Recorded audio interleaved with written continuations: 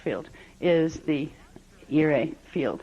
These are the particles that those rays of consciousness break down to form the bodies around us, to literally hold our consciousness in manifestation. Okay.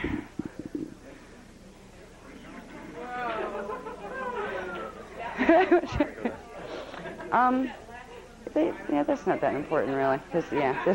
I hope not. This is much easier to read, by the way. Like at a slower pace where you have the written text, because you can stop and say, "Wait a minute, what? Oh, okay," and go on to the next paragraph. And it's not really hard. Some of the stuff in Kathara is actually harder to read than that, than this stuff is. And you will have a copy of this in the things for tomorrow, as long as Kinko's cooperates. Because we have to get the Kinko's to get them made. Now, what's useful in beginning to understand all of this stuff about radio body? Yeah, I think so. Yeah. This is called the transduction sequence. All right. Now this chart is the transduction sequence in what's called the miasmic body. We won't talk about the miasmic body first. We'll talk about that second, because that's something that shouldn't be there that is. But the transduction sequence is the natural process by which consciousness goes from being the no thing of the ever-existing eternal God into being manifest in individuated form in a three-dimensional reality hologram. This is the process. It goes from, now this is before we got into talking about the levels that are up higher than this, all right? This is where you hit the Kathara grid level. All right, now remember, we've already talked about before that, because we introduced the forces this time. Before you'd even get to the Kathara grid level, you have the Akasha. You have the void, the light and the sound. You have the Manau, the Mane, and the Ire. So that's where, that's the consciousness, the pulses of consciousness that become the primal life force currents that are going to come down and move through this. That's where they start, at that Godhead, if you want to call it. I don't like that word, though. It's like not God's seed, because the seed is really the Ire. And it's not the spark, because the spark is the Mane. It's the no thing. It's the, what is it, perhaps? As there used to be the word mana used to be used in, I think it was Hebrew. I think it was Hebrew translation for what is it? It's the what is it? Is it Hawaiian too? All right. Well, but usually that's applied to the Mane. But the Manu, I don't. You can look at it as the top, whatever you want to call it. God seed, God spark, whatever. It's all of those rolled into one. You can call it the void, but that kind of makes it seem lacking.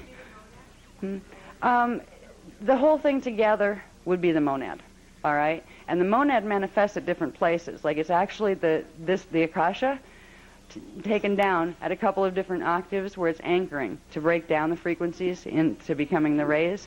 So the monad starts up there. You could look at the Akasha, the whole Akasha, as the monad, and then there's little monads that come down off of that. But if you're looking for a word, what do you call that Manau? The God spirit. You have the God egg, the God seed, the Ire. You have the God spark, the God fire, the light, the Mane. This is the God spirit.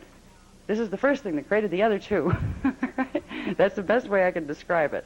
Anyway, we have that happening up there, out there, through there, somewhere in here. We have the original creation currents coming down through the primal sound fields from the Akasha, through the primal sound fields, into the primal light fields. And let's say we made it down to D12, okay? Because we're dealing with one Kathara grid here, and those frequencies would have already come down a whole Kathara grid, the cosmic Kathara grid, to get into the universal Kathara grid, which is the one from D12 down. So the currents, the primal currents come in. They go through the planetary Kathara grid first. This is before they get to you. They come into the planet's Kathara grid, which is a Stargate system. They go from there into they actually come into the, first, if you want to take this back even further, you could go galactic Kathara grid. There'd be a galactic one for the galaxy. And then there would be what's called the solar shield. Okay? That would be the scalar template that this galaxy is built on. Okay? And then you'd have the solar systems that, are in it. You'd have your galactic shield, your smaller solar shields. Each would have a Kathara grid structure and a shield template that manifested on the Kathara grid structure. And then you get down to the planetary level, where you'd have the planetary Kathara grid stargates, and you would have the shields the planetary shields, and that's the things we work with when we do round tables. We're running frequency into them. The frequency, or the primal life force consciousness, would come down through those. Then it would go into the planetary Keelan crystal body. It's a thought form. This is where you are building Keelan structure, where you have these units of energy that are combining into three-dimensional crossover flash lines that are forming crystallizations, thought crystals, intention crystals, where whatever intention was imbued into the man now and worked its way down this far becomes crystallized thought forms. This is what happens to every one of your thoughts, actually. They go through this whole process. And the reason they do is because you breathe.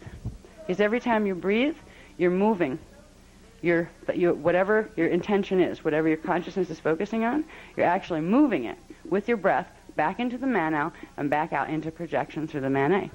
You're using the ear A in, and that's your embedding current. You're embedding it in the Manau. The Manau is giving it the fuel and creating it as a vibration, and then it's getting projected back out. So this process is going on all the time, so fast that you don't even think about it. It's like you kind of forget that you breathe. This is what's happening when you breathe. So the frequency is coming in. Let's say this is the incoming. There's also an outgoing one, all right, at the same time. Incoming through the shields into the crystal Keelan body. From there it goes into the Merkaba. All right, that's where it begins to take on the spin from the way the flash lines are crossing over once they hit the three-dimensional state, like the three-dimensional flash line state. They go from there into what's called the planet. These would be the planetary Merkaba fields. They go into the planetary axiom template, or axiotonal lines. These are the vertical flow lines that begin to flash the flash lines into building up what's going to become the molecular form. And this is still on the planetary level. They go from there into planetary Hoover bodies. This is the D1, D2, and D3 egg-shaped fields that form the planetary body. And those fields formed because the planet has a radial body. When the currents come through, they pass through the Hoover bodies and the radial bodies at the same time, really. But you can look at it as going through the Hoover bodies first and then into and imprinting the radial body. The radial body is where it sends the back current. The radial body splits currents up, sends some of them up, some of them down, some of them back, some of them forward, to be able to give you the weaving of light and sound that it will take to have your hologram keep being three-dimensional and externalized. So it moves through from Merkaba to templates, which was on the planetary level are the axiom lines. These correspond to what would be a DNA template in the human body. Okay, this goes into the Hoover body, the planetary Hoover bodies, a three-dimensional level of the Hoover bodies, like dimension 1, 2, and 3, then into the radial body. Now, there are things in the radial body called radis. The radis are conduits of energy, little like rivulets of particles that follow specific paths that will take the frequency further and break it down into what are called some people call them the platonic solids, but they're more than that. There's supposed to be 12 platonic solids, but they actually start as gases, and they come up to liquids, and then they go into the solids. So this is where you begin to take on what creates the image of particles that are identified as matter by science. From there, it goes into what we see as our hologram. Now, this happens on the Earth level all the time. That's the Earth's breathing system. What happens with our bodies is it goes through the Earth's breathing system, and those currents keep going and go into our Catharo grid in our body through our shields, through the levels of our shields. Now we have the tribal shield. We have a tribal shield. Actually, we have our Maharic shield. That is our universal shield. That's our connection to the universe and the universal shields. All right. We have one above that, but we have the Rishik shield. That's our connection to the light fields. We have our Maharic shield. That's our connection to the D12 universal divine blueprint. That's where we connect to the universe. Okay. We have our various level of shields. We have our telluric shield that connects us to, say, planet Terra. If we're on Earth, we have a part of us connected to Earth's counterpart in density 2 and 3. In 3 we have Gaia, in 2 we have Terra. So these shields connect us to those areas. We have our tribal shield. The tribal shield is really our density 2 level shield. That's another name for our Doradic shield, our soul shield. It's our tribal shield. This is where we're connected to our whole race. This is why everybody can see the same hologram, because we all share certain coding that's exactly the same. Certain mathematical programs in our scalar wave templates are exactly the same. If not, we wouldn't see the same reality field at all.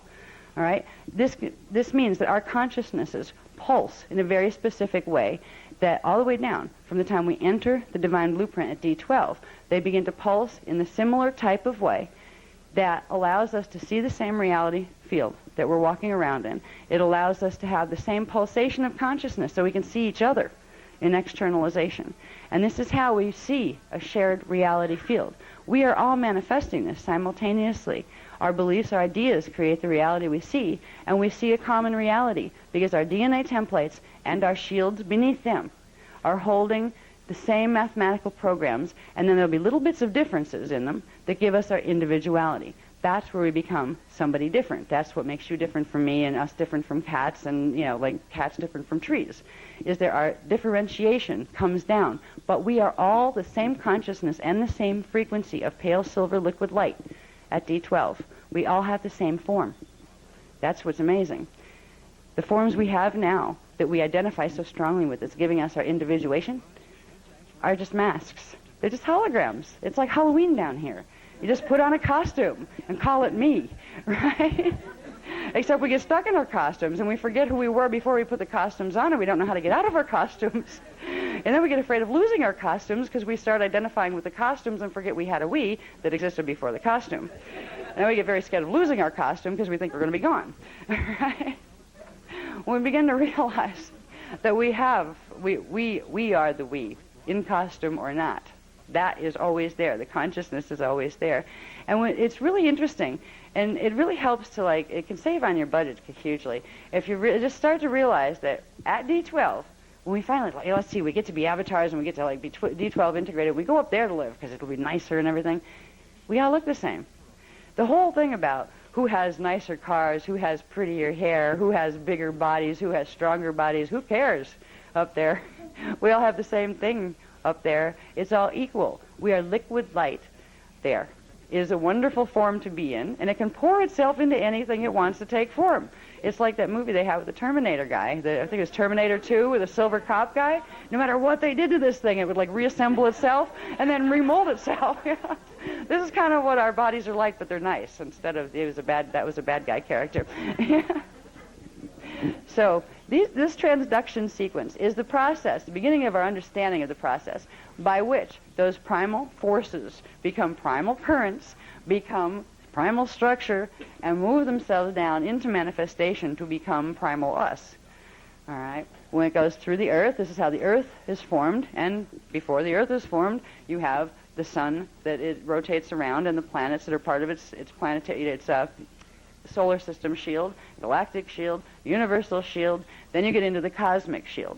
That's that first set of 12 Cathara grid points that, I talked about before. You have the first set of 12 coming down from the Mano, Mene, and Ire, all the way down to the primal light fields.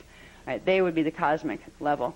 So all these things would be coming down from those levels and then downstepping until they get down to the planetary level, and then they downstep into the personal level. This is how everything gets fed. Its frequency. This is how consciousness pulses itself into and back out of manifestation. And everything here flashes off and on. It flashes on the on pulses, and it flashes off on the off pulses of consciousness. And when it flashes off, we don't see it because we're there. We turn back into the primal forces. We're flipping back and forth between being in the Mano force and being projected outside of it. Because we're not really even outside of it. We're in it and projecting ourselves. It's like the void around us, and we are here. And it's also the void within us, the void between our cells, the void between our molecules. So we're actually pulsing on and off. We flash off and on. I've talked about this before in some of the workshops, where we're like little light bulb creatures that are being shut off and on. We appear and disappear all the time. And why should it be so darn hard to go through a Stargate? If we're doing this all the time, you think we'd be able to do it. It has to do with where we're going when we flash off right now. Normally, we'd be able to go all the way back up into full expression with that 1 minute and then flash back on. Right now, our process is being stunted. We're being held at the D1, or the density 1 level, dimensions 1, 2, and 3, because what's happening on the planet for the last 25,000 years, we've been stuck here in dimensions 1, 2, and 3. The radial body of the planet was damaged purposely, and that's a different course, and there's a lot of you who are probably familiar with it already. We talked about the Niberian Dodic crystal grid and those kind of things. It's in the Templar course manual. It's the kind of heavy stuff on the forbidden history. It explains what happened here. And the result of what happened was damage to the planetary radial body. which was damage to the planetary elemental blueprint, the molecular subatomic blueprint of the planet, the electromagnetic fields of the planet, that everything, all the life fields here, depend upon. The planet was not able to run the natural currents the way it was supposed to, and therefore all of the life forms on the planet were not able to run them either. What we're doing right now is beginning to heal ourselves. The planet is not healed yet. We're going to help heal the planet, each piece of ourself that's a piece of the planet that we heal. We put a piece of the planet back the way it needs to be. Okay, I think we can go on to the next graph. Oh, we're getting into the ones that I worked on. Yeah?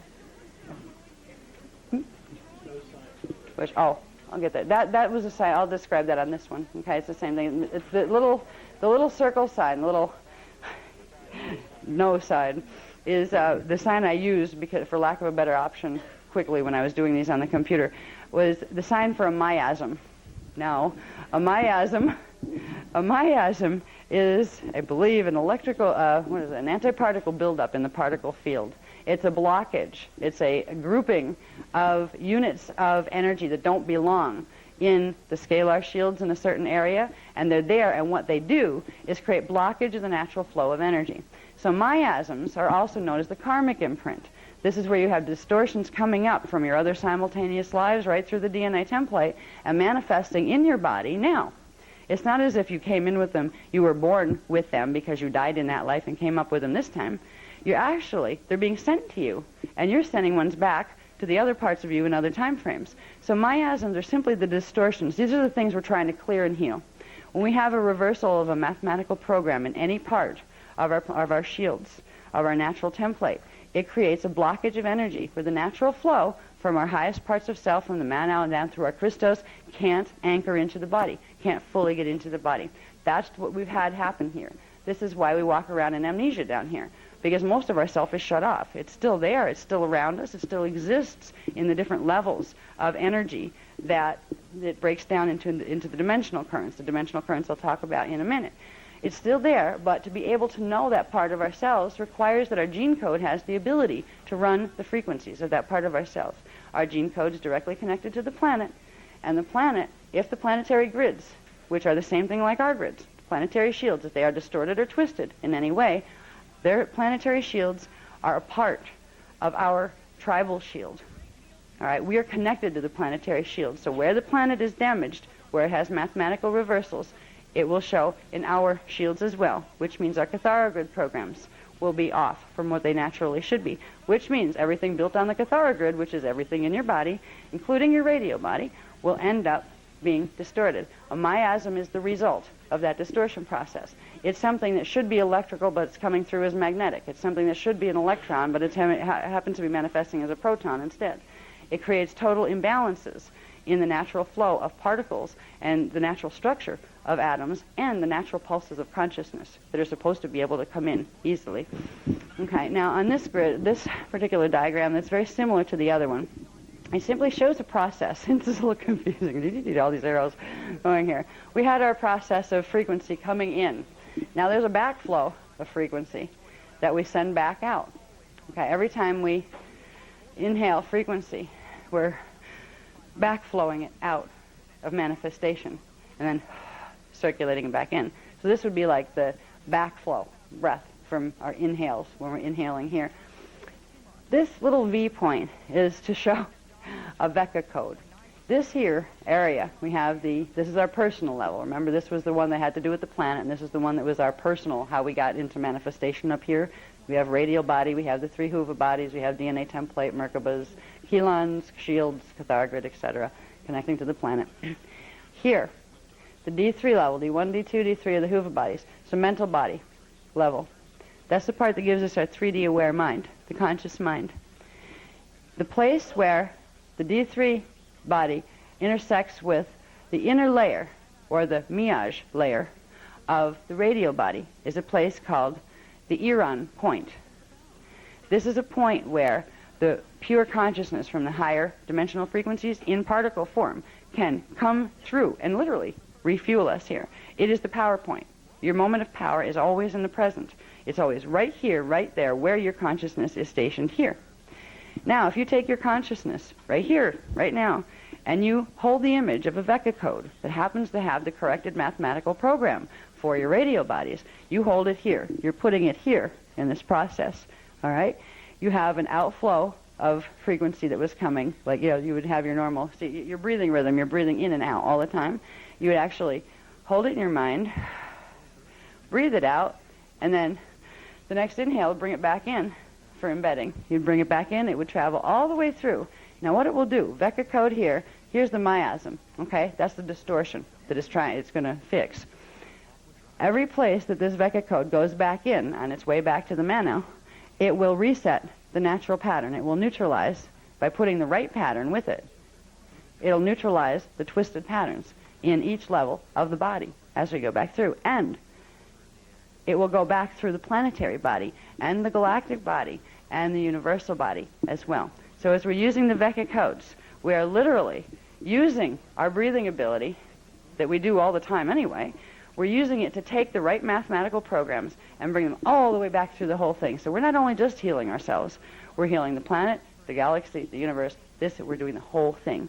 Now the most powerful codes to use as far as the Veccas are the codes of the Manau. That is, they are the highest, I wouldn't say highest frequency codes. Some of them are the lowest frequency codes. But these are the ones that connect directly to the Manau force, which means they can direct either of the other two smaller forces, because the Manau force was the first force, the void force, the still point. That is the force that the other two were created within, the sound and the light. So if you can direct the Manau is the one, you can look at the Manau as the embedding field. If you look at the Ire as the current that takes things back home, and it takes the idea back, takes it somewhere, it takes it to the Manau. Okay? The embedding current is the one that brings it back for embedding, and the place that you embed the idea to have it become reality is in the Manau field. That's the embedding field. And from there, the Manau turns it into a vibration, whatever it is you sent in, and it will project it back out on the Mane current, and it will go through this whole process again, down-stepping itself all the way down. See, when we think, we manifest literally on all of those levels, not just here. When we think a thought, it doesn't just appear here.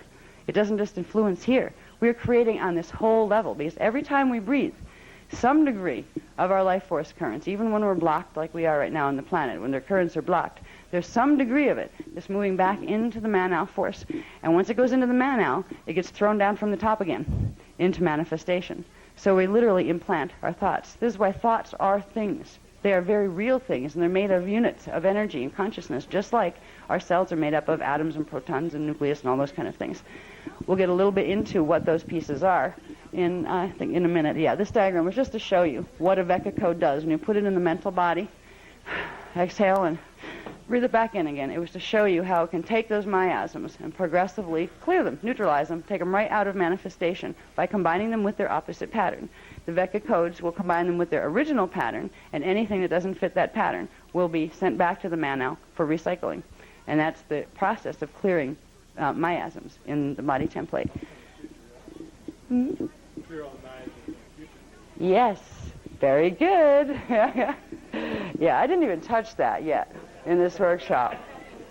But I'll just touch it just a little. He had a very good point. He said it also will clear the miasms in the future, right?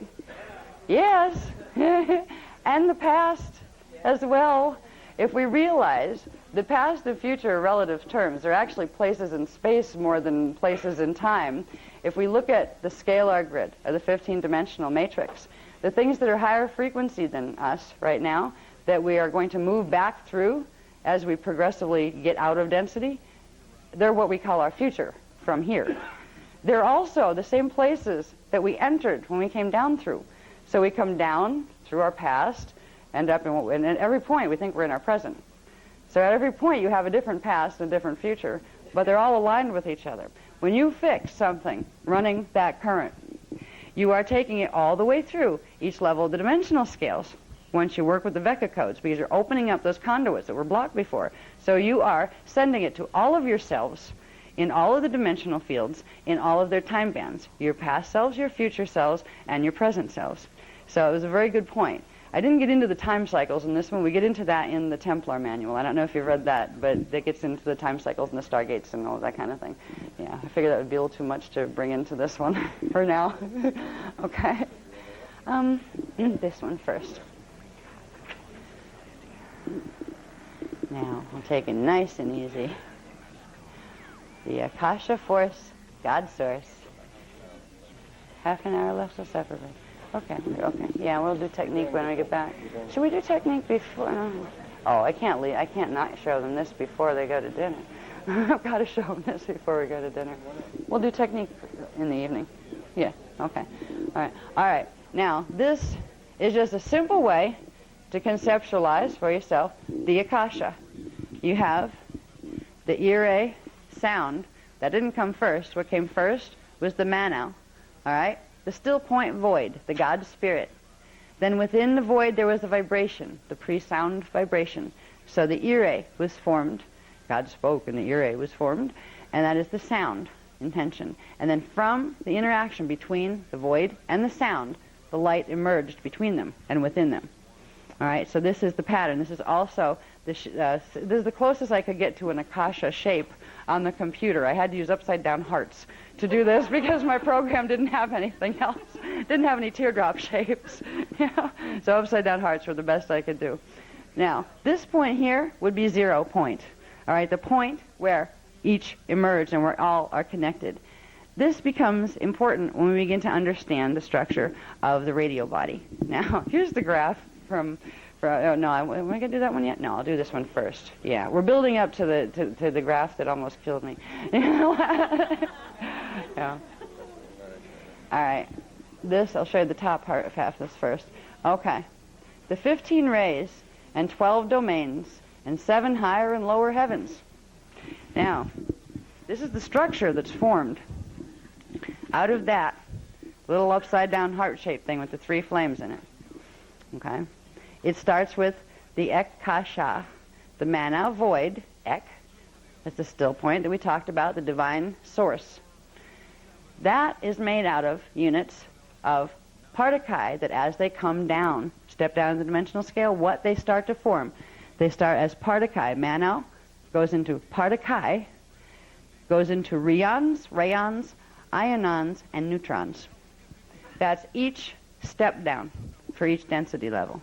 They are, and in fact, if you look at it backwards, a neutron in density 2 is called an ionon. A neutron in density 3 is a rayon. A neutron in density 4 is a rheon. A neutron in density 5 is a partikai antimatter particle. Okay? These are the same things we're dealing with here, just up each harmonic. All right? The mane, God seed, or the ka, it's the pre-light oscillation. It's the divine father principle. That forms partikai, which break down to form trions, which break down to form ectrons. That's where you get ectoplasm and that kind of stuff that mediums talk about. That breaks down to form dions, and they break down to form electrons. So you can take it backwards again, and electrons are dions in density 2, ectrons in density 3, trions in density 4, and partikai in density 5. This gives you the understanding of where this fits in to the rest of that. And the ire, or the God, I made a mistake there. I was going too fast. The God spark should be the mane up there. I'll change that before you get your copies. The ire is the God seed. That's the Sha. And it's the Divine Mother principle. And it manifests as the particum, and they manifest as mijans, which are basically can be considered sound units, just like the ones coming off of the mana can be considered light units. Okay, so it goes from particum to mijans to irons to myons to protons. These are the basic units here. They also manifest lots of other little thingies. Okay, everything from quarks, that make up different things.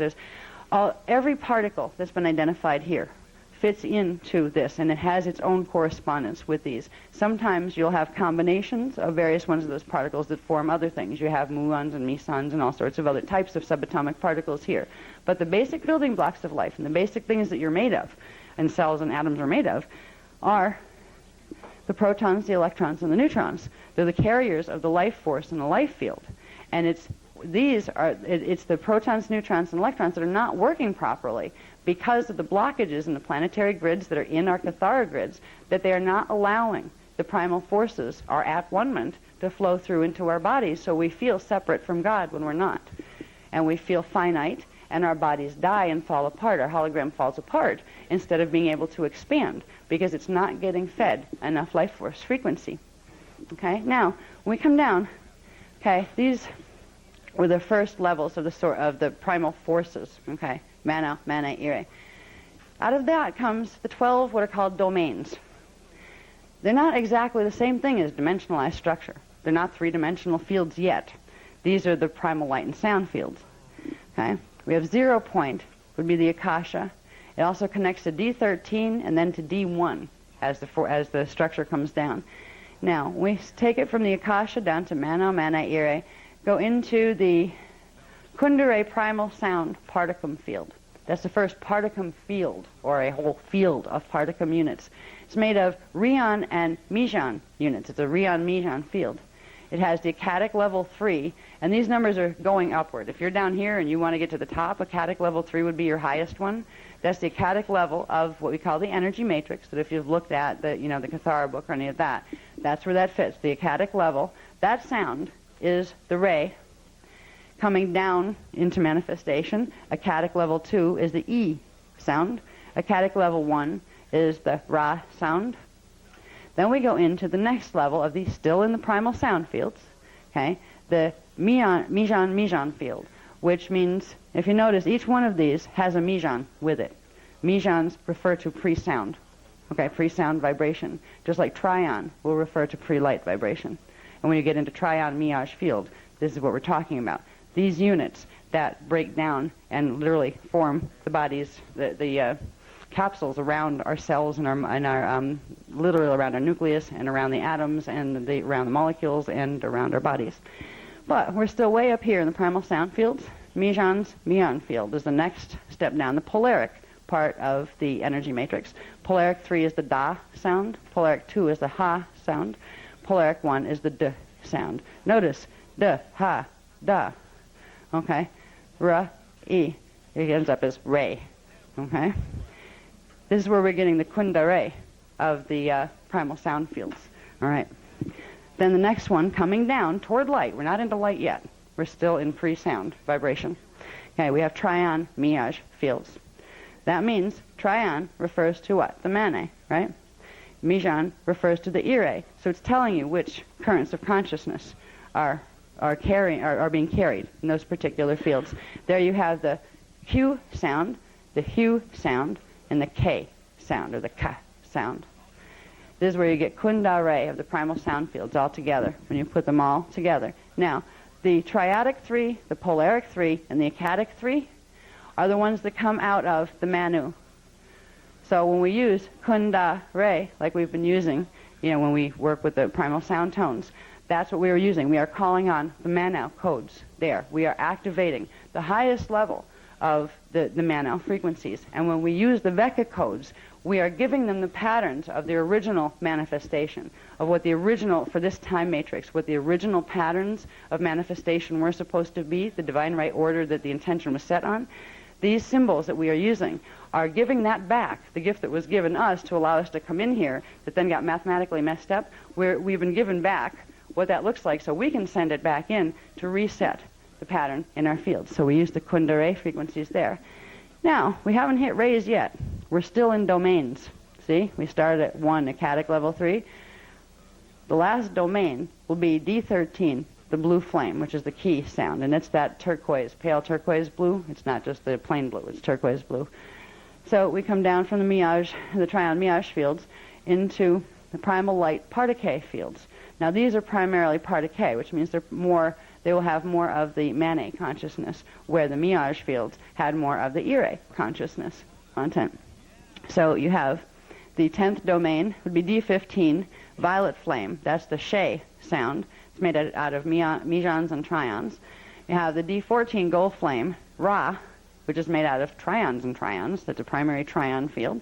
And you have the D13 blue flame, the key, which is made out of rheons and trions. D13 is actually the 0 point that the other 2 flames come out of. That is actually a stronger frequency and a more powerful frequency than D15. 14 and 15 come out of 13. 13 is the 0 point. It's the linking point between, this would be one Kathara grid, those 12 points on one Kathara grid, the cosmic Kathara grid, and this is where the 12 points of the other one would fit. But these 3 points, these would be the 12 points of the other Cathara that I'll show you in a minute going down. That 13, 14, and 15, those primal light fields, they would be the first 3. They're the 15, the dimensions that go, 12, 13, 14, and 15, but they're also number 1, 2, and 3 going up to the next Cathara grid. So these are overlap areas. These are where these 2 combined. So it's a 0 point where the Manau force literally remanifests itself. It would be what some people would call a monadic point, where there's another God seed there, a reflection of the original one that started the first. So there's another matrix that it creates. Now, let's see. Oh, and okay, rheons are, just like we have trions and mesons, the rheons go with the Manau, okay? Trions, okay, let's see. I have to look. Okay, proton, they're whatever up on, are they protons? Yeah, no, they're not. They're neutrons. That's right, Manau forms a neutron, so they are neutrons on the density 4 level. There we go. Yeah, don't mind me, I'm learning this too. Okay.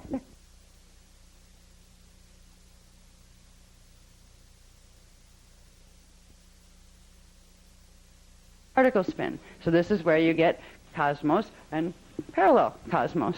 All right? Same thing happens when you get down here, and there's whole bunches of these nested together that give you nesting clusters, and I won't even attempt to draw those quite yet. I have millions of drawings all over the place, and it's like, I wish I could do something easy like the flower of life.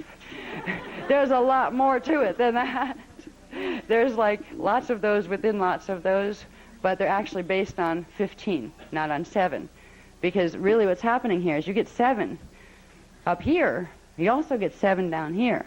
What certain systems are working with are simply 7 because they've cut off the top half, because they're not working with those frequencies anymore. So it's a little more complicated than basic flower of life stuff if people have learned that. It's like having 2 flower of life stuck together at the center. So you'd have one up there, and one down here. Now, when we get down here, so you have your higher 7 heavens up there, right? And you have your lower 7 heavens down here. Okay? Again, the primal light fields is that overlap point. D13 is considered the Triveca point, and that's when this stuff down here links into that stuff up there. The D12 biveca point is where this stream or this time matrix and its parallel link together at D12, and from D12 they link into the Triveca point at D13 to link into the whole matrix. So this is the nesting of systems and parallel systems. When we come down, we're now into the rays. We went from the domains, which are not dimensionalized in quite the same way as 3-dimensional holograms. They're different types of reality fields that are different. The hologram is not as externalized there as it is here. It's more of states of consciousness, and like, imagine living in your own mind and your mind was endless, and you could make any pictures you wanted to or create anything you wanted to, but you were never outside of yourself. It's hard to explain what the consciousness is like there. It's experiential. You need to be able to touch it and be it. Words don't work very well for it. But then when you get into the rays, the 15 ray emanations of the Akasha, these are when these currents up here, these pulses of consciousness, these fields of consciousness, break down further, polarize further, to become the lower currents that form the dimensionalized systems. These are the systems that matter as we know it can take place in. These are the 3-dimensional systems that you can get holograms to walk around in. Okay? You have the D15, just like over there. You had the number 10 of the domains is the same thing as number 15 of the dimensions, right? See how these overlap? Number 11 of the domains is the same place as D14 in the rays, all right? These are the rays. Domain 12 is the same place, the blue flame 0 point, okay, Manau point, as D13 blue flame, which would be the same place if you're going up this way. You end up the same place you would be if you came down that way. These are the same places, all right? They're just showing you in relation to, here's the rays of emanation where they're breaking down further, and they are the original stationary eternal fields of consciousness. These are eternal fields of consciousness that never, they don't live and die in the same way we do here. They exist always. They be. And they know themselves as being.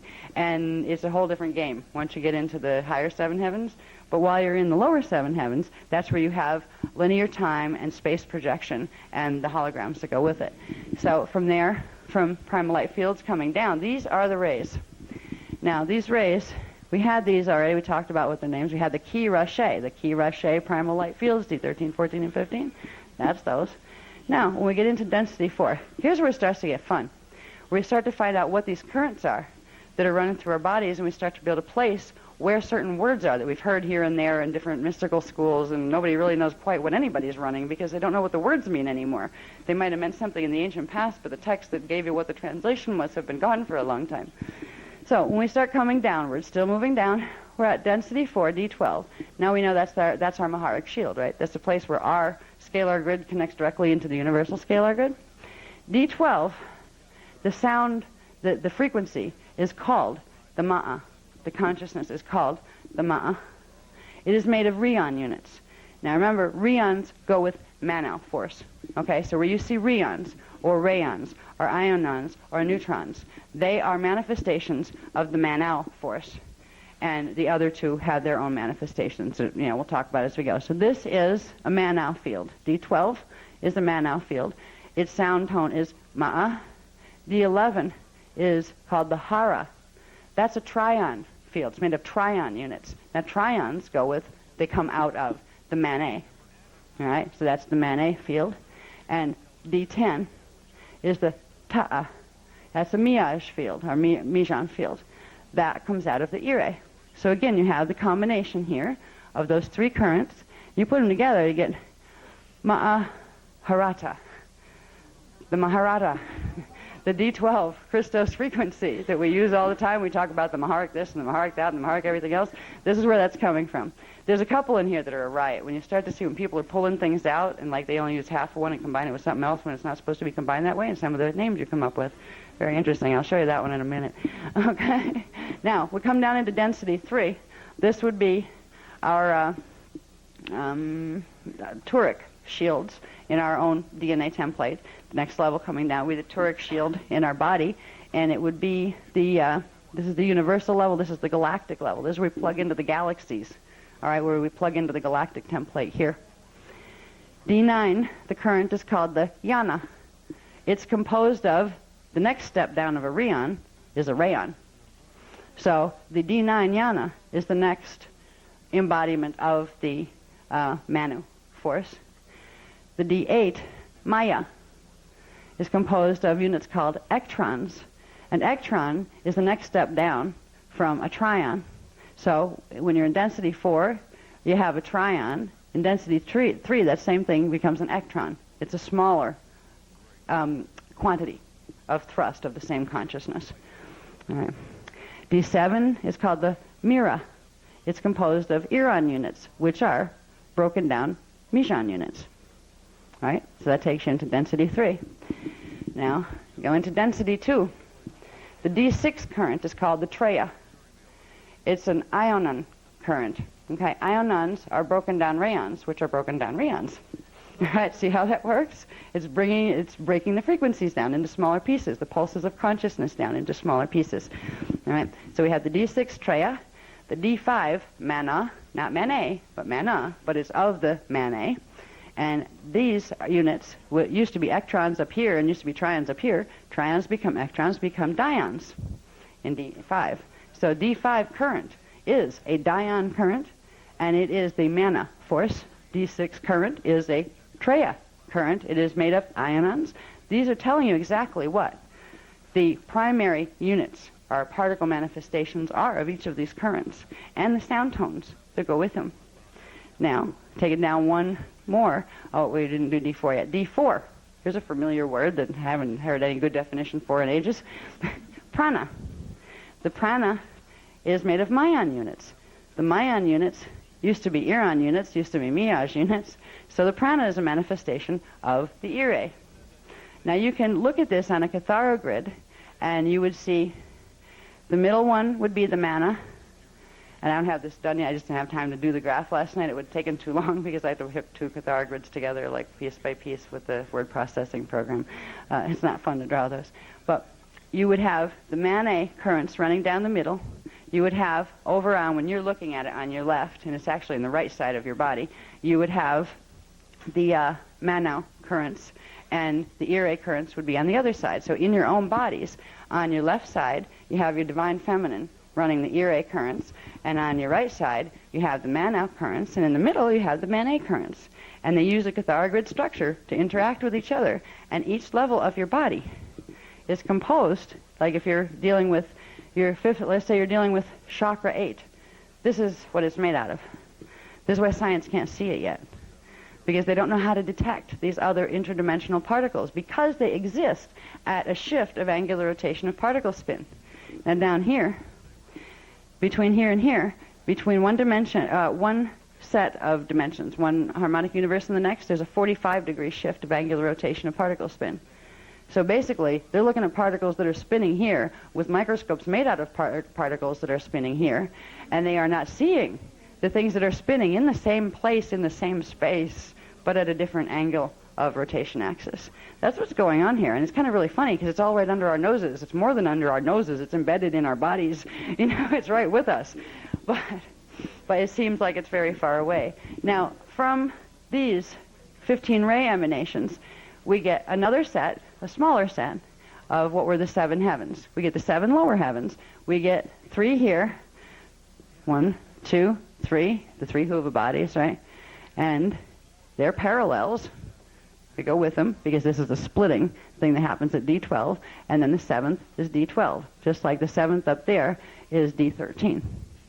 Okay? And it's D13 and D12 that link together, that form the Tribeca and Bibeca points. That's the points where the original manifestation went this far, and then it went even further into the lower rays, the dimensional frequencies. The process of ascension is the process of reintegrating all these pieces of ourself and our consciousness and progressively expanding upward through these frequencies. And as we integrate all these frequencies into our body, we get less dense because our particles progressively transmute, where we have down here D3. This is called the ray. The D3 current, it's made of neutrons. Neutrons are broken down ions. So the ray used to be the Treya up here in density 2, used to be the Yana up here in density 3, used to be the Ma'a up here. That's the Manu current, the D3 current. Neutrons used to be ions. Then you have D2 currents called the Ki. That's the electron current. Electrons used to be dions. In density 2, they are dions. Dions are density 2 electrons. Okay? That's how this works. D1, Chi. All right? Chi is the proton current, which is the Ire current, which used to be the prana current. See how these inter-react with each other? So what you're going to do, if you're going to transmute and you want to go through a Stargate and pop up on Terra, what you need to do is you need to change your protons, electrons, and neutrons into myons, dions, and ionons. Okay? And in other words, you would take your Chi, your Ki, and your Ri, and you would make it Prana, Mana, and Treya. What you also learn is that you can begin, once you clear the system, get the system healed enough where it is capable of doing Merkaba, it's very easy to get where you want to go once you know the sounds. You simply think them to yourself, and the vibration sends you there instantly. The vibration is the thought, is the direction. So we're going to be using tonight, I don't know if we're going to have time to do it before dinner. What time are we supposed to go to dinner? About now? Oh, okay. We'll do it when we get back. Okay. Oh, okay. I'll do this. I will discuss this when we get back, because it's going to take me 45 minutes. No, I'll show it, though. I got to. I worked so hard on this one. This is the one we're going to discuss as soon as we get back, that shows you how it fits into your atoms.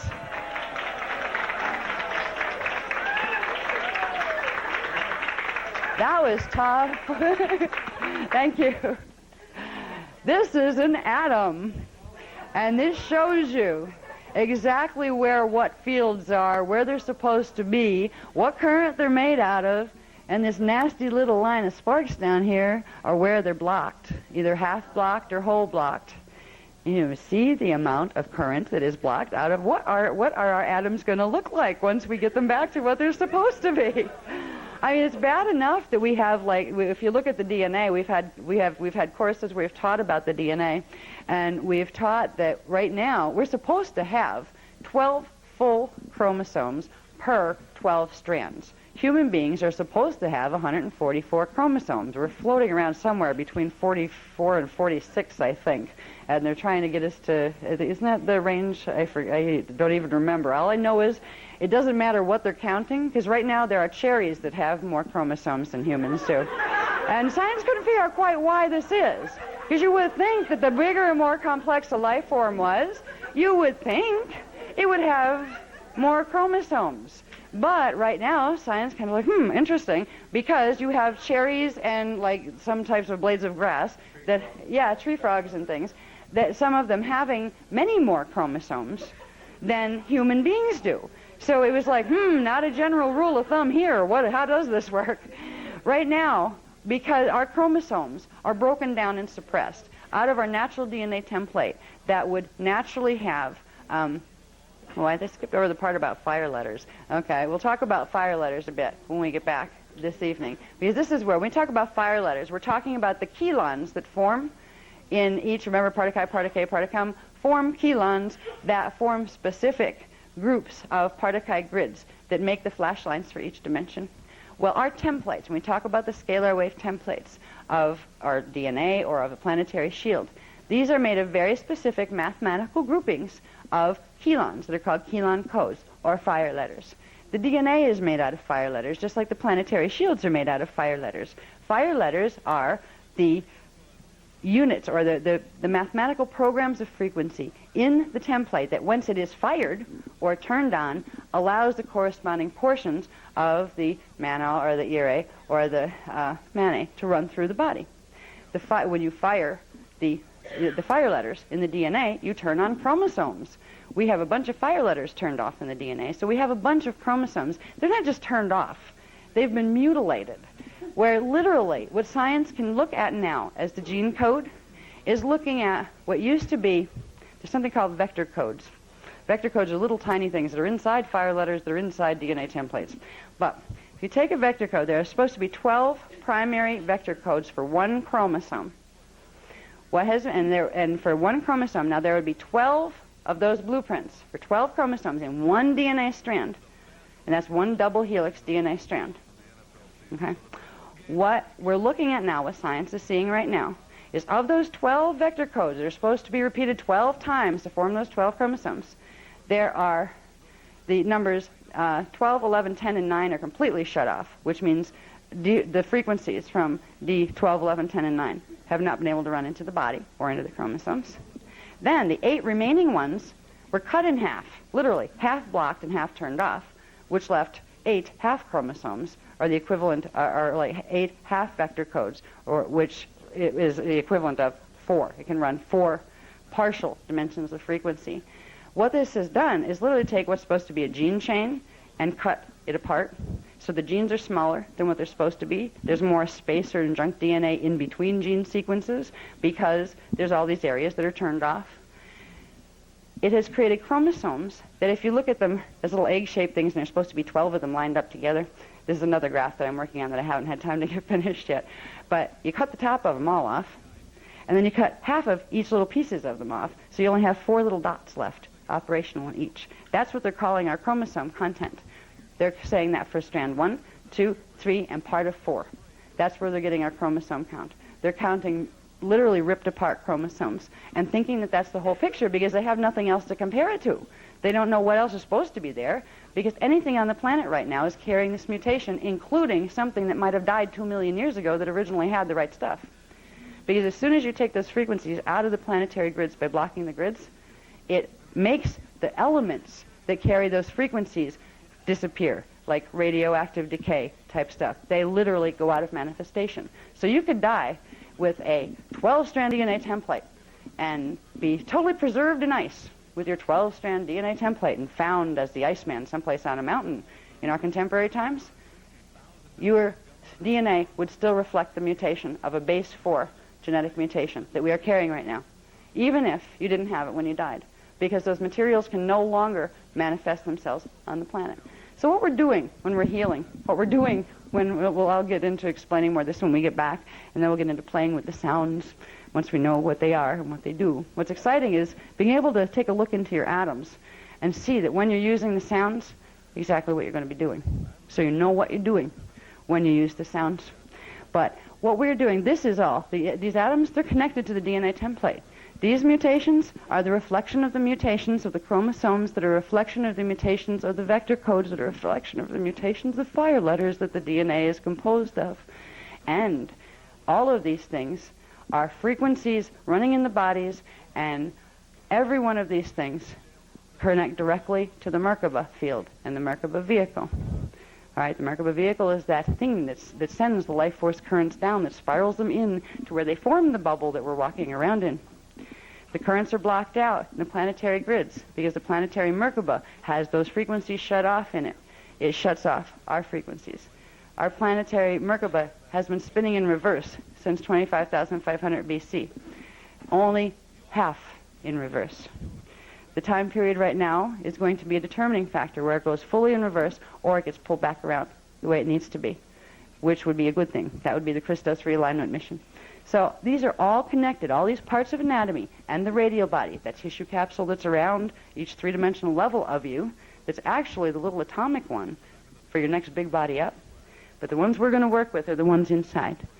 That's the ones that are going to be affected by the sound tones that we work, and if they're affected, they're going to shift the ones above it as well. This is going to be literally your whole self working with itself, co-creating with itself. Not like, well, I'll see my soul when I get to Tara, but you're going to start working with it directly. You're going to start being it because you're going to start to embody these frequencies. So I think that's probably a good place to stop. We're all going to keep going.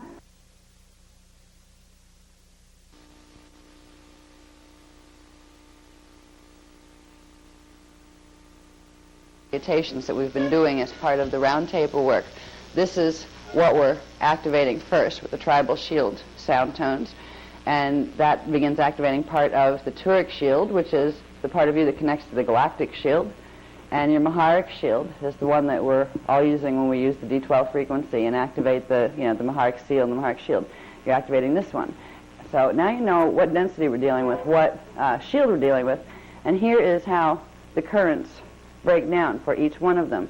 These can be read going down this way. They can also be read going over. So you can see this is the E ray. So the E ray here in density 1 has ray 1 is dimension 1. The dimension 1 frequencies, that's the chi. That's the protons. All right, it manifests here as our proton content. If you came over here in density 2, it manifests as ray 4, the prana, made of myons, which are density 2 protons. You can bring it over here, density 3, it makes ray 7, the mire, the density 3. Here, ray 10, the ta'a, is made of muons, which is the density 4 protons. So see how you can read this. You can read this to find out the E-ray currents and run them across. This gives you, on the Cathara grid, the 1, 4, 7, 10 side of the Cathara grid.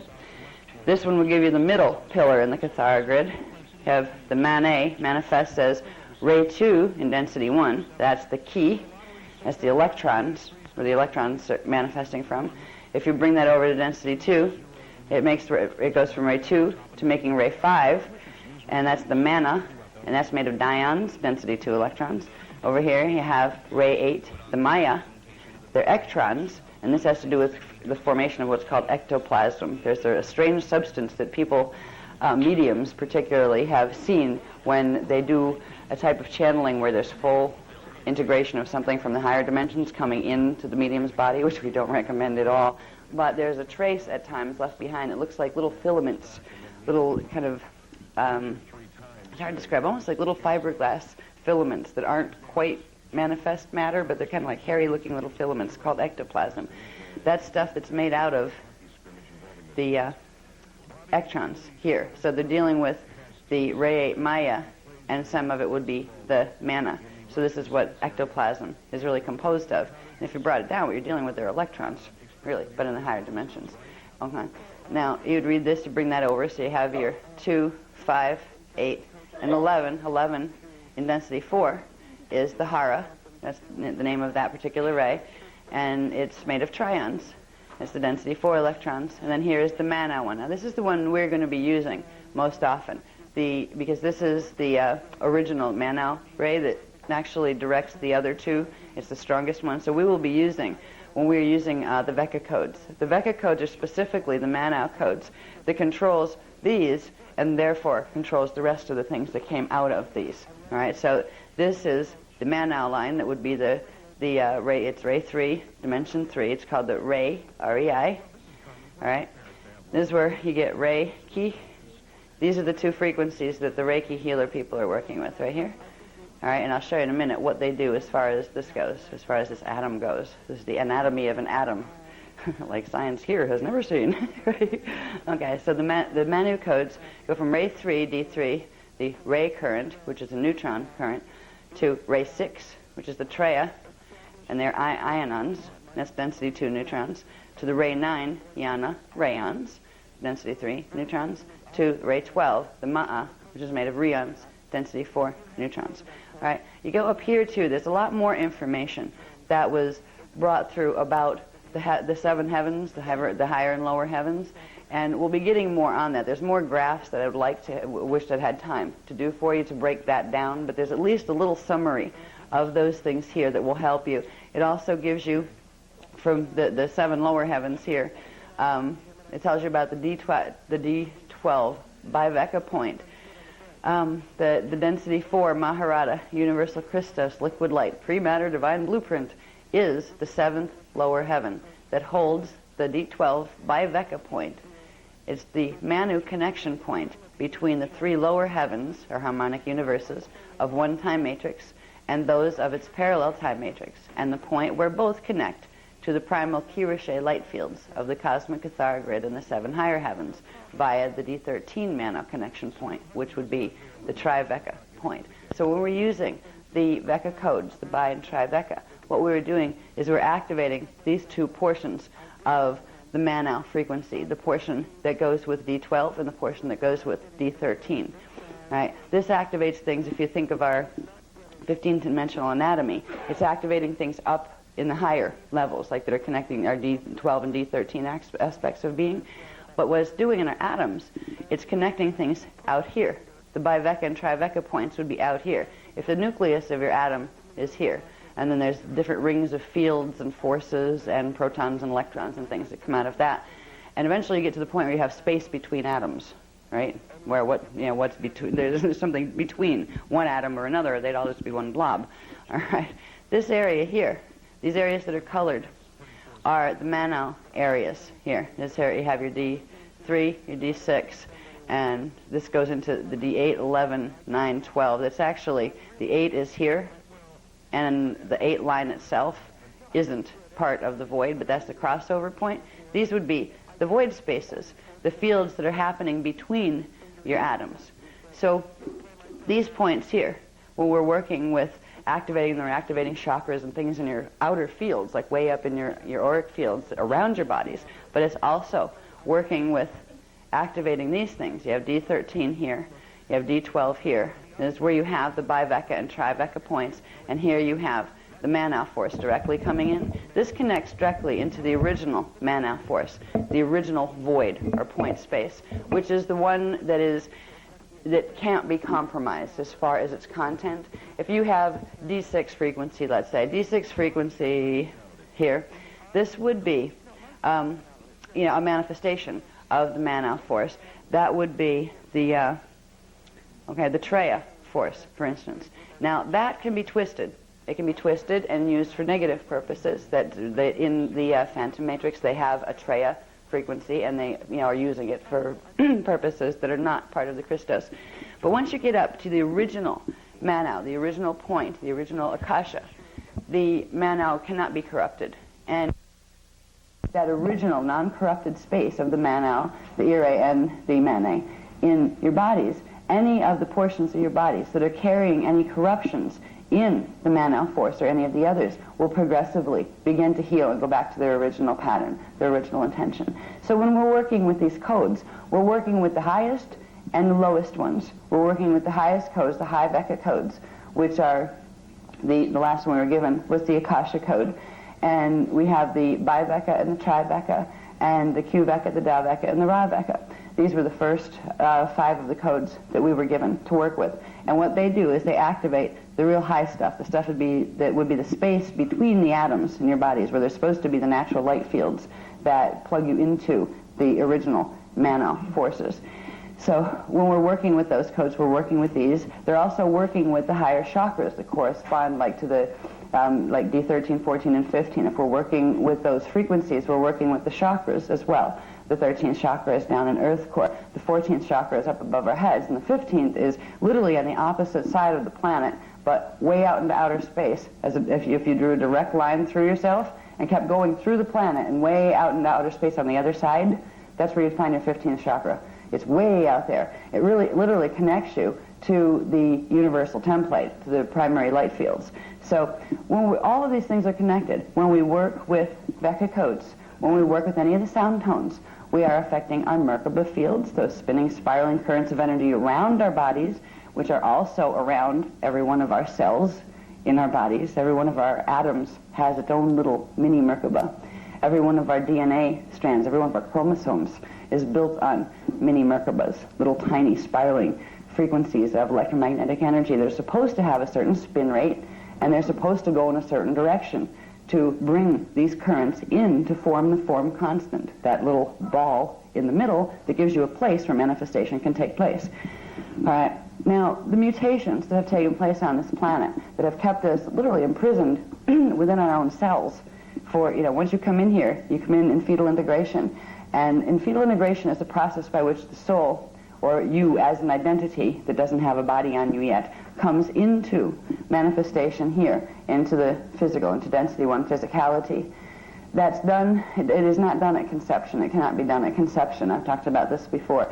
There are 33 to 55 days, 56 days, it usually takes before the fetal pattern composed of the mother tissue and the father tissue and the life force that they brought into it, before that can grow large enough and strong enough to hold the essence of a consciousness coming from another dimensional field coming into it.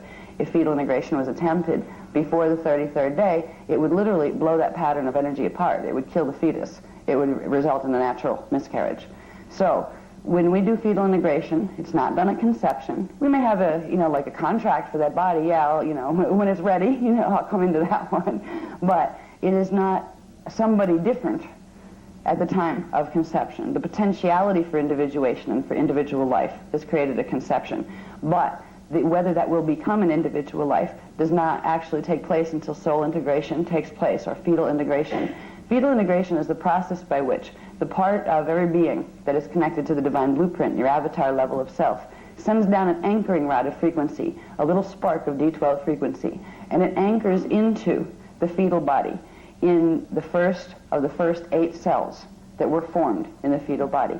That's why we use a lot of, when we work with Merkaba, we use certain techniques that deal with the tailbone and what is in the tailbone. Because the tailbone, inside of the tailbone, there are the first 8 cells that are created when the fetus starts to take on a life of its own, following the imprint from its combined mother-father pattern.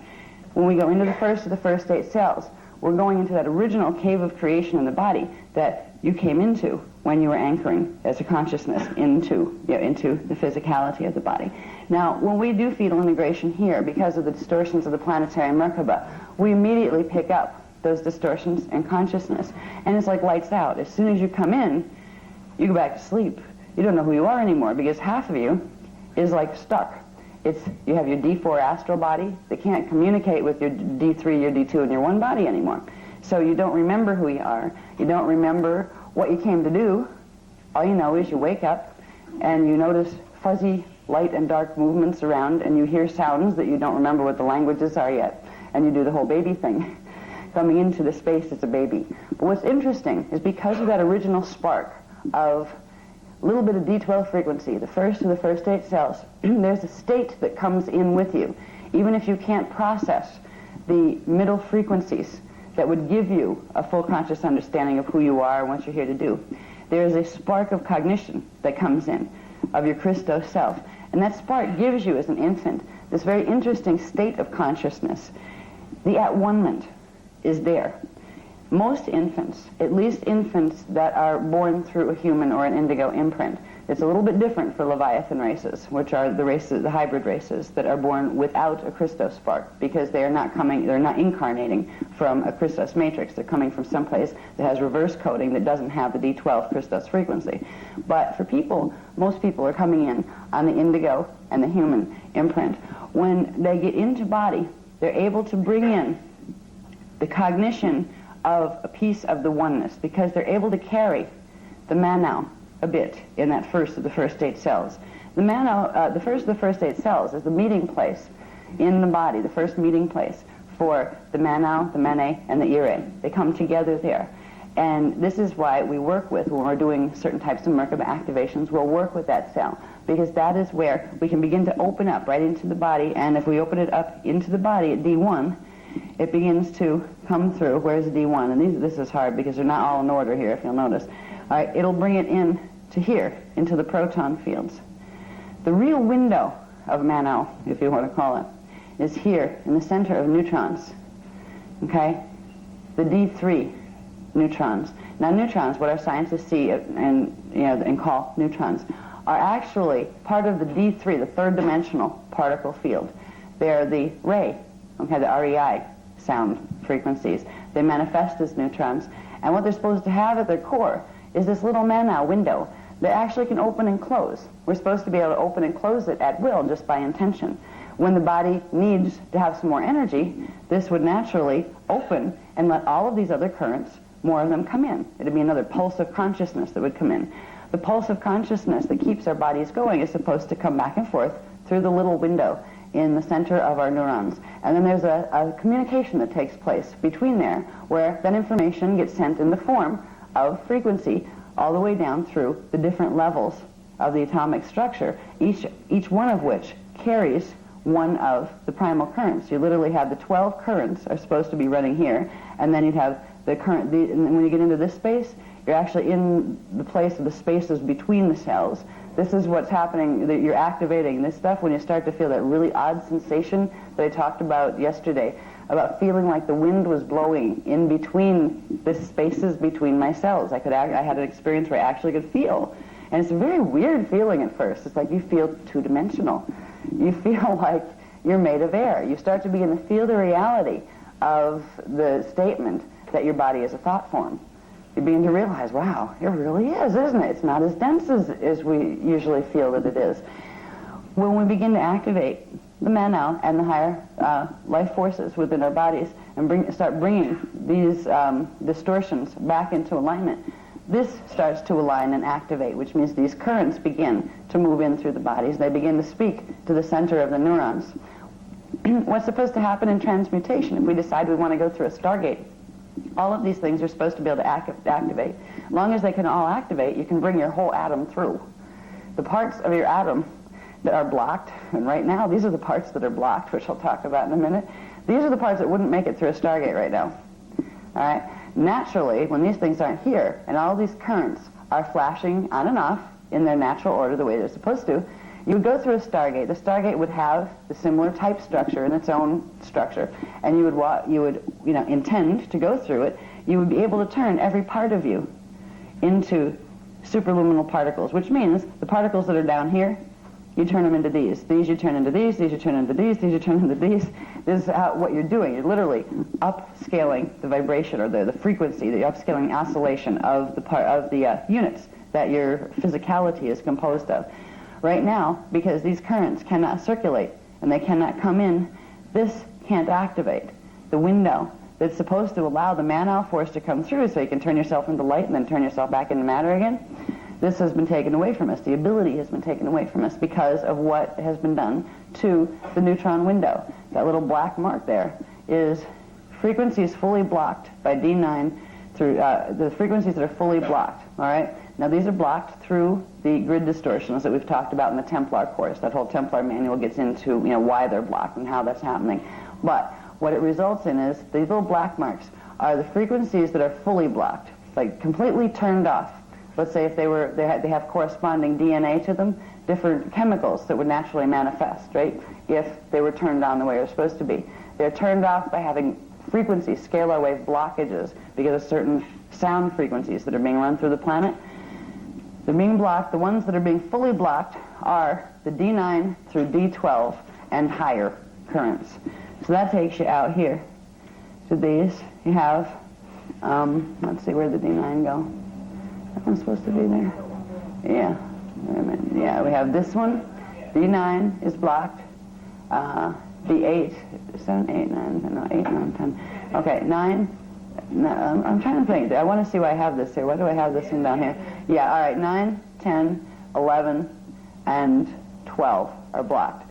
So these things are completely shut off. That means all of these currents that would normally, you would have the D11, the Hara current, you actually have the Hara shut off. There's something that's coming in from D8 that's passing itself off as our Hara line. The Hara line is what runs down, it's a frequency that runs down the center pillar in our bodies. Most of it's turned off right now. What we're calling Hara isn't even really Hara. It's the one below it.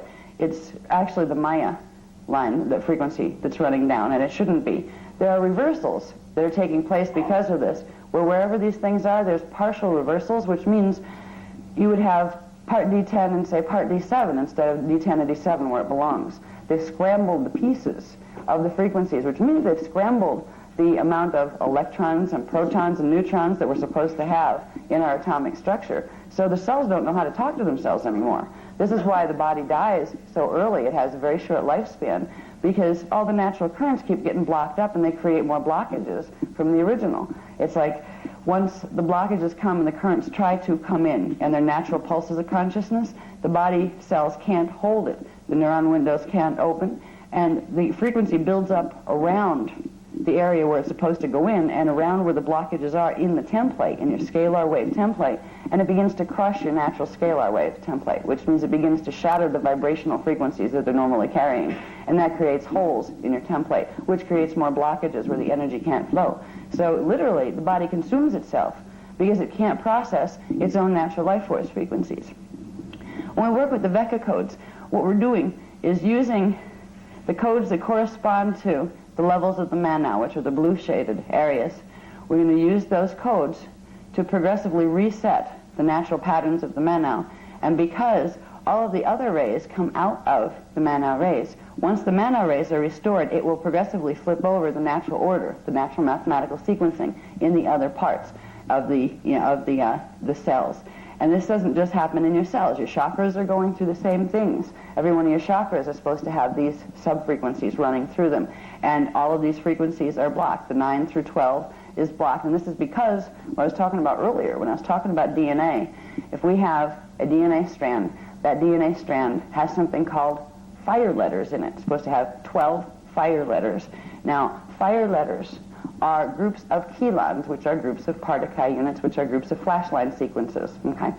Now, you're supposed to have 12 fire letters, and every fire letter is supposed to have 12 vector codes. All right, vector codes are the codes that correspond to the sub-frequency bands in each dimension. What they've done by the frequencies that are being transmitted on this planet, what has been done is, of those 12, it's like a little Cathara grid inside every chromosome that we're supposed to have. That would be the vector codes. There's supposed to be 12 of them. They've turned off 12, 11, 10, and 9. Completely neutralized it where you don't have that operating anymore. And that's happening in the DNA, and because it's happening in the DNA, when the cells manifest, those things are completely not manifest at all, as if they never existed.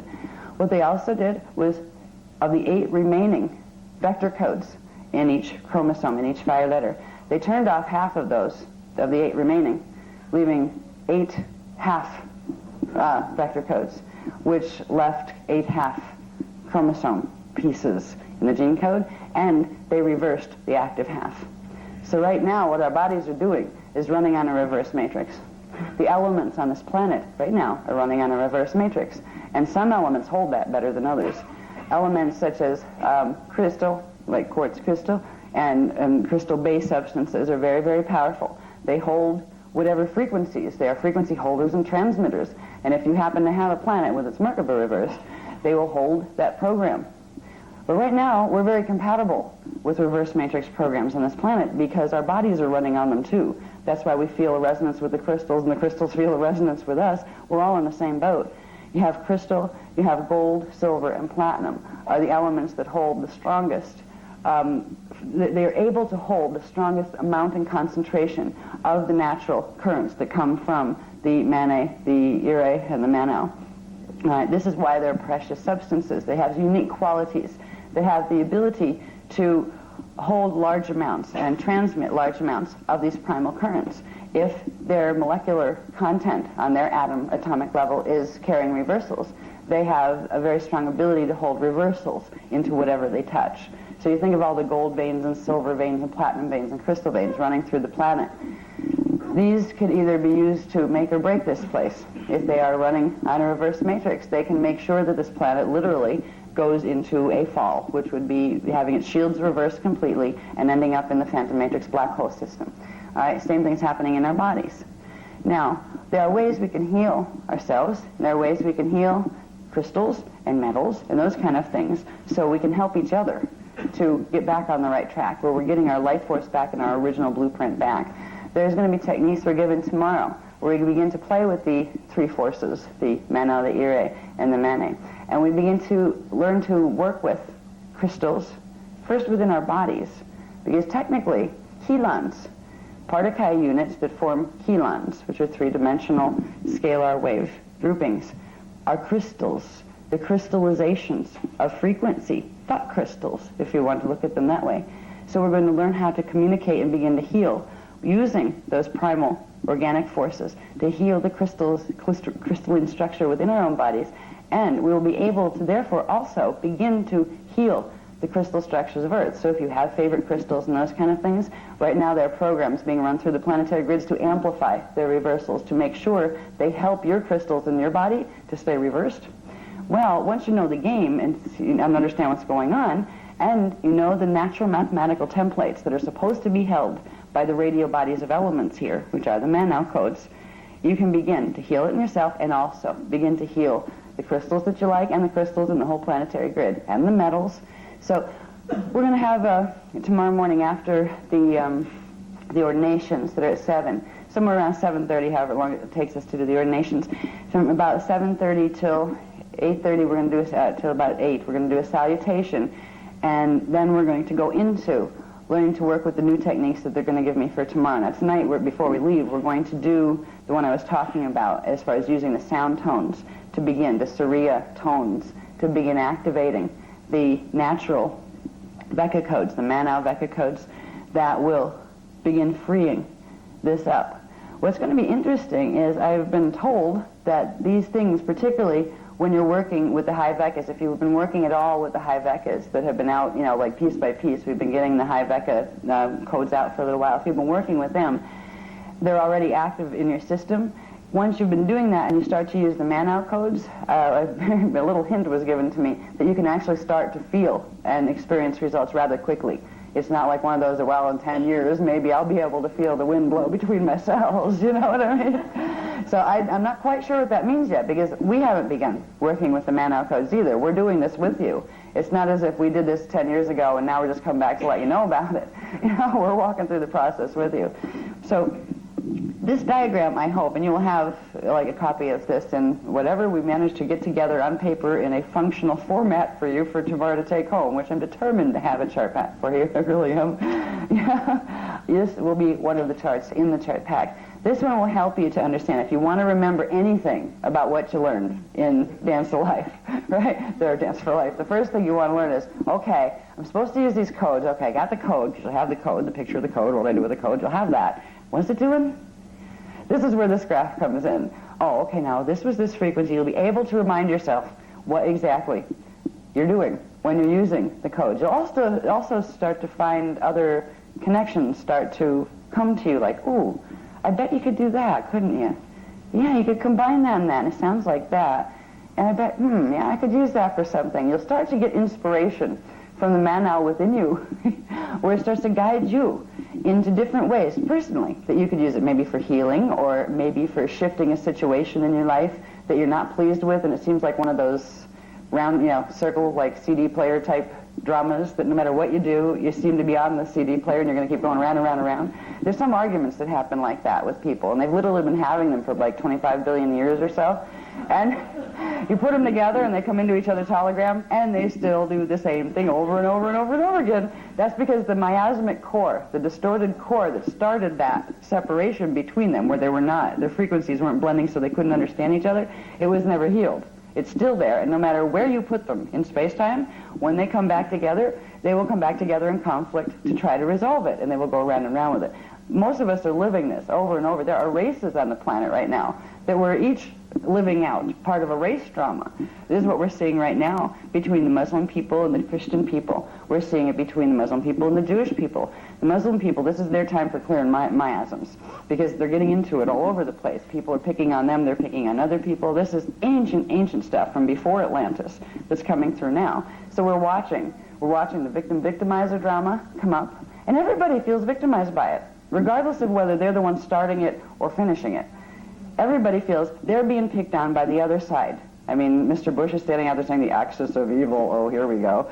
You know, that's a real friendly way to approach this. This is not going to get you anywhere but into a big fight eventually, because you're making the other person wrong. Doesn't matter what they feel, what they think. Axis of evil means I've judged you as unworthy. We're right, we're good, you're wrong, you're bad, therefore we have a right to go do something to you, right? This is what's taking place right now in the victim-victimizer drama. And we're going to see more and more of this. If you want to know a little bit more about that, read Voyagers Volume 2, Second Edition. We touched a little bit on some of the things that are going to be coming here because of it. I won't get into that in this Dance for Life workshop because that's another subject matter. But in the meantime, of all the chaos, a victim-victimizer coming up inside of us, outside of us, all around us, everywhere, it's nice to know that we can begin to make a difference right in our own cells. It starts right in our own cells. The man-out part of consciousness is a part of the consciousness of God that is a part of the consciousness of you. Once you begin to open that in you, it is the still point. It is a point where just knowing is. It has a quality to it. The man-out consciousness doesn't think like we think about thinking. It doesn't believe, it knows. There's a difference between thinking and believing and simply just knowing. It carries that knowing of direct cognition. Do you ever get those things where you can't tell why, but it's like a hunch, you just knew something. Can't figure out why. You didn't even really believe anything about it, maybe. It just hit you, and you just knew, and once you know, it expands in you, and no matter what anybody tells you to believe, you're not going to change it. It's just there. It's knowing. It's the difference between knowing, which is of the spirit, and believing, which is of the lower mind. All right? You can choose to believe. You can have fun playing with your beliefs and seeing how they manifest out in the world. But beliefs and ideas are changeable. You'll find yourself in many different lives, growing through many different sets of them. But behind every set of beliefs, there is a common knowing. And the Manau holds that common knowing. So does the Ire and the Manet hold their own piece of it. But they're polarized, all right? They're the first polarization. So they will each have a piece, but neither has the whole. Each will seek the whole through the other. But the whole is where the point is still, it's not polarized, which is the point of the original, the first thought crystal, the first intention, the Manau. So when we begin to work with the Manau codes, the void codes, if you want to call them, they're the void codes. They begin to avoid the victim-victimizer drama, the polarity dramas. They begin to heal that, because that is the force that comes in, and it'll bring the portions of you that are made of Ire frequency and made of Manet frequency. It'll begin to bring those back together into the natural state of harmonization. So we're going to be able to create. We can't fix the world, because the world's a big place, and there's a lot of reverse things happening. And how the drama is going to turn out on this planet in the next 10 years is not quite known. Somewhere it is, because time is simultaneous, which means all this has already happened already. Right? Which means somebody knows the outcome, right? Which means, what does that mean? That means there are a number of potential outcomes from the place we stand in right now. It can go various different ways, depending on where the idea field, the collective thought field, goes in this particular time frame. There are places in the time matrix, in space-time, where things have gone well, where everything got fixed and reached a very high level, and our race is evolving. It reverse mutated itself. It got its own identity back. It helped to heal the planet. Things went really, really, really well. There's a whole spectrum of possibilities between that extreme, which is the good extreme, and the other extreme, which would be it all goes to phantom matrix and becomes a real mess. Each of those things have happened, and several places, which would be critical points in that cycle, exist as options. Which one we will see isn't determined yet. It depends on where on a planetary level our frequencies, or the planetary shields, where they are in relation to their vibration and oscillation. They will be drawn into the future, what we call the future, or the place in space-time that's ahead of us, that co-resonates with where the planetary grids are. This goes with the macrocosmic aspects of our planet. It goes with some trees will end up in one place and some will end up somewhere else. It also goes for people. Now, the best case scenario that could happen for Earth is that it is able to heal its radial body enough, the radial body of the elemental kingdom and of the atmospheric kingdom, that you could look at the atmosphere as like the aura around the planet, and the radial body would be a level of trion and meage fields that are separating it from the next one, from Tara, which would be in density 2. If all of these things were healed, Earth would be able to come into alignment with what is called the transharmonic time cycle.